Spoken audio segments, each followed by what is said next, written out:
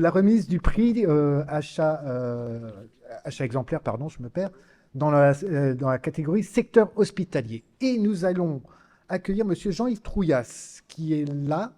Oui, je suis ravi que vous soyez là.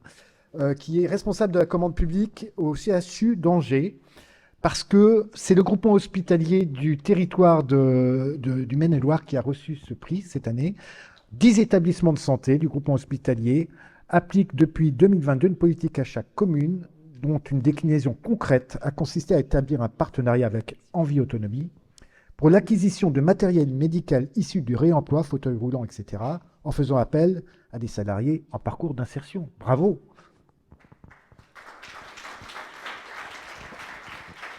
Monsieur Le Sueur. Oui, je suis très heureux de vous remettre ce prix. Alors, pas uniquement parce que c'est Angers et que c'est la ville de mon ministre, même si, quand même, je ne peux pas ne pas le souligner et saluer l'indépendance du jury.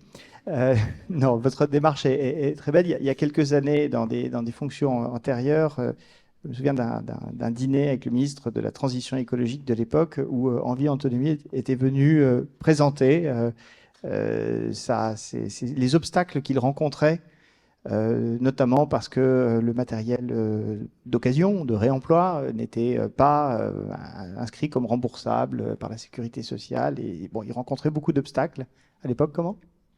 Oui, hein, et je vois que les choses ont beaucoup progressé. Et grâce à vous, c'est non seulement quelque chose qui s'est développé, mais qui est devenu maintenant extrêmement structurant au cœur de la démarche que vous avez engagée. Et je crois pas seulement pour ce CHU, mais pour le groupement territorial, régional peut-être. Donc vous allez nous expliquer tout ça, mais vraiment c'est réjouissant puisque Pascaline l'a dit, ça fait des années que je traîne mes guêtres ici, de voir cette diffusion, cette progression. Et je trouve, je suis un peu long là, pardon, mais Non. les deux exemples précédents illustraient particulièrement, et j'imagine que vous aussi, le fait que ce que j'ai essayé de dire en introduction, il y a de l'impulsion politique, il y a des solutions qui sont aujourd'hui possibles, notamment l'achat innovant qui permet de structurer un tissu économique et de progresser.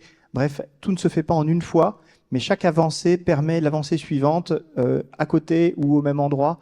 Et c'est ce que de trophée en trophée, on voit. Et donc, c'est vraiment réjouissant. Félicitations au CHU d'Angers. Et je vous remets le prix.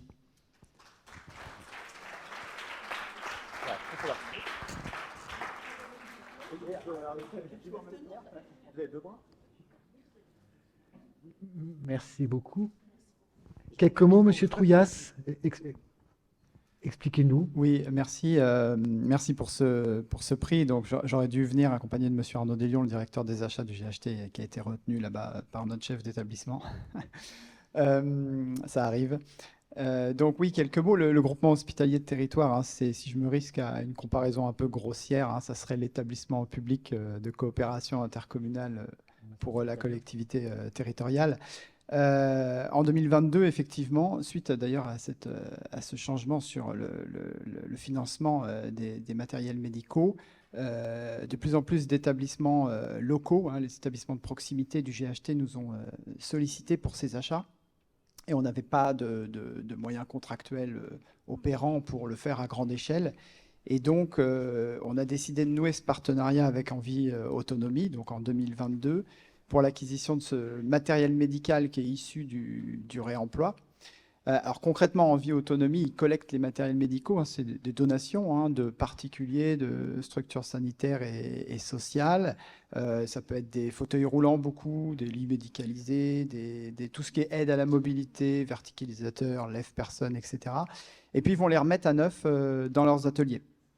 Alors remise à neuf, mais vente à prix cassé, puisqu'on les obtient à moins 50% par rapport au neuf, et ça c'est pas négligeable, et ça a aussi cranté la décision, un SAV, une garantie commerciale, comme un prestataire privé classique. Et donc, on a noué ce partenariat. On a embarqué non seulement les 10 établissements du GHT, mais aussi 6 EHPAD publics partenaires qu'on a associés via une convention de groupement de commandes classique. Et donc, on est parti à 16 établissements pour ce marché, hein, en utilisant le dispositif de marché réservé.